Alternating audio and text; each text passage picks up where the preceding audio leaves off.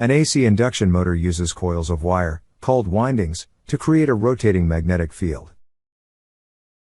The rotating magnetic field in the stator induces a magnetic field in the rotor, creating rotation. Three-phase AC power consists of three AC sine waves that are 120 degrees apart. A three-phase induction motor uses the three phases to create the rotating magnetic field in the stator. In the example shown, the three phases, identified as phase A, phase B, and phase C, create a clockwise rotation. The direction of the rotation of a three-phase motor is determined by the relationship of the three phases. Notice in the example that phase B and phase C are changed. The change in the phase relationship creates a rotating magnetic field in the opposite direction. A three-phase motor is supplied with three-phase power. The rotation of a three-phase motor can be changed by changing any two phases. In the example shown, the rotation of the motor is clockwise. When phase B and phase C are changed, the direction of the motor rotation is changed. A typical motor circuit is shown here.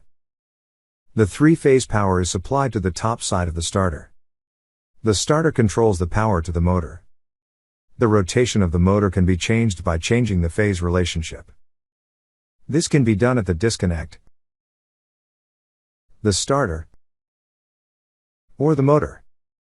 The change is made at only one of these points.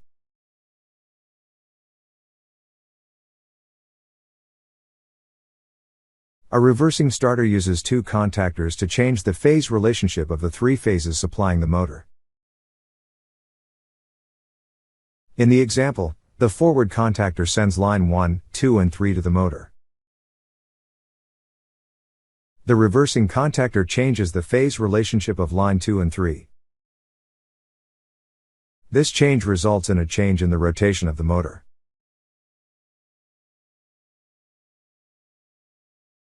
Since the forward motor current and the reverse motor current are typically the same, only one overload sensor is needed.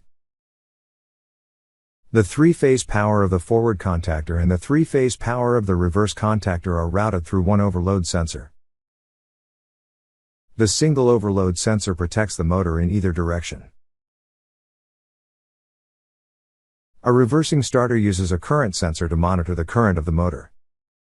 The current sensor controls a normally closed set of contacts. Power to the forward coil and the reverse coil are supplied through the normally closed set of contacts.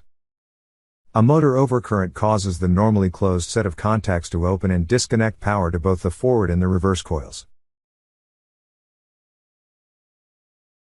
A typical control circuit of a reversing starter supplies both forward and reverse coils with power line L2, through a normally closed set of contacts controlled by the motor current sensor. Power line, L1, is typically used for the circuit control devices. Auxiliary contacts are contacts that are controlled by the coil but are not the main contacts that supply power to the motor. A reversing starter is typically equipped with a set of auxiliary contacts for the forward contactor and a set for the reverse contactor. Auxiliary contacts are used in the control circuit. In the example shown, the three phases are identified as phase A, phase B, and phase C. Notice the phase relationship and the motor rotation between the forward contactor and the reverse contactor. The reverse contactor changes phase B and phase C. It is very important to understand that if the forward contactor and the reverse contactor are energized at the same time, a phase-to-phase electrical fault occurs. The phase-to-phase fault would result in a catastrophic electrical situation. Measures must be taken to keep the forward and reverse contactors from energizing at the same time. Reversing starters typically are equipped with a mechanical device that prevent both contactors from closing at the same time.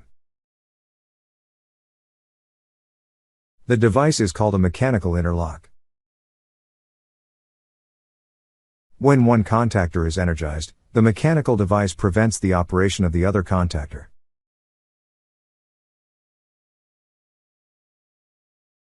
Another method of preventing both contactors from energizing is electrical interlocks. Normally closed auxiliary contacts are added to both the forward and reverse contactor. The forward coil cannot receive power if the reverse coil is energized. The reverse coil cannot receive power if the forward coil is energized. Reversing starters use both mechanical and electrical interlocks to prevent both contactors from being energized at the same time. A reversing starter is designed to reverse the rotation direction of a motor. A reversing starter is equipped with two contactors, auxiliary contacts for control wiring, normally closed contacts for electrical interlocks, and a motor current sensor. The starter contact connections and other control connections may be pre-wired from the factory.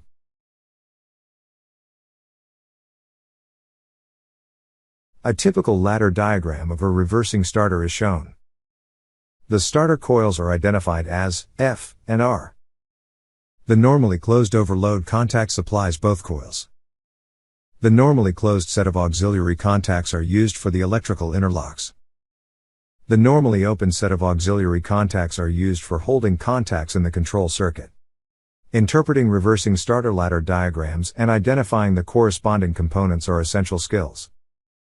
Recognizing each component and its purpose of a reversing starter is important for design, construction, and troubleshooting of motor control circuits.